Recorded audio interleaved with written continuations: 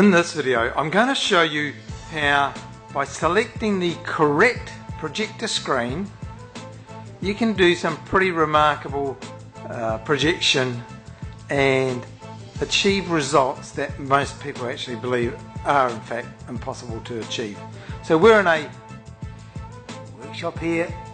It's the roof, you get an idea. Some lights on the side here. So it's what I would describe as a reasonably lit environment. It's not bright at this end of the workshop, and I want to just give you a reference point first, and then I'm going to show you something pretty smart.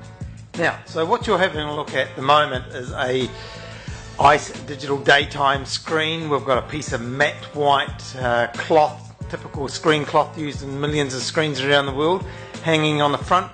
But what you're also seeing is a disturbing colour band, which is only visual through the camera but not to the naked eye, and it's a problem between the video camera that's being used and the colour wheel of the projector. So not a lot we can do about that, but we have taken some photographs and have inserted it into this video so you can actually see more of an accurate estimation of what the human eyes can see, but certainly the human eye doesn't see the colour bars. And so as you can see, and I'll just move the camera up quite close now, as you can see, the brightness, there's quite a distinct difference in the brightness. So there's a lot less brightness coming off the matte white screen here, and it's certainly a lot brighter on the rest of the screen. So what we're going to do next is actually place the screen in a lot more light, and we'll see the result then of the two screen types. So here we are actually outside, physically outside. Here's the projector on the stand, and as you can see, a pretty nice day here. So now we've got the screen outside. It's sitting in the shade. The projector we're using is a 5500 NC Lumen Optima projector, and again you can see the colour bars that are being displayed because of the flip cam resolution, the way it's recording and the way it's being affected by the colour wheel on the projector. But if you can ignore that, the colour bands, and also we've inserted some photographs that we've also taken that have given us a far better view, you can see that in actual fact, as I'm standing outside here in the shade, I'm getting what I would say is a very commercially acceptable quality image. I can see all the details, I can see all the colouring, and it looks pretty remarkable. Now what I want to show you is what the same effect looks like on a matte white screen, and we're going to put this over the top so you can actually have a objective view comparing the difference.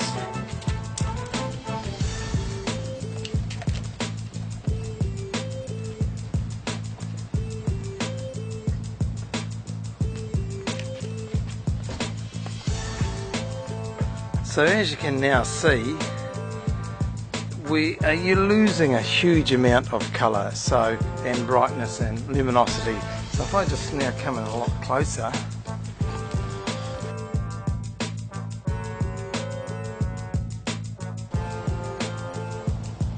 now what we've also done is taken a light meter reading of what is the light level falling onto the screen plane. And obviously we've made it so that we're not measuring the projector light.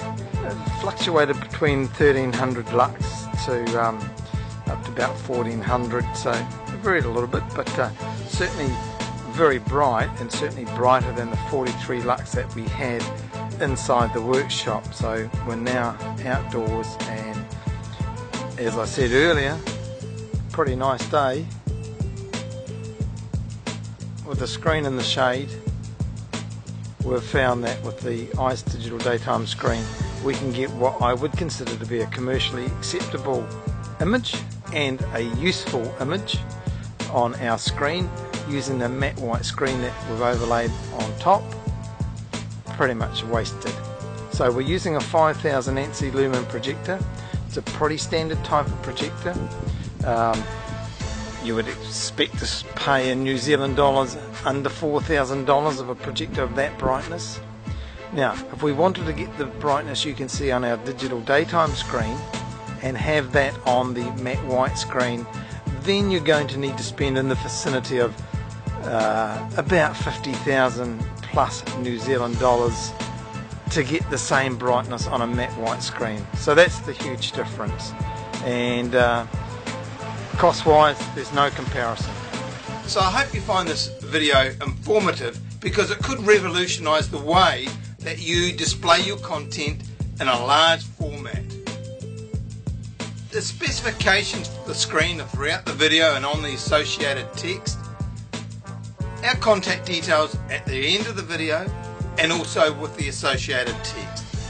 My name's Kevin, known globally as the Magic in the Screen Specialist. I look forward to talking with you when you have your next challenge and you want to be able to display your content in a astounding, fantastic way. Thanks for watching.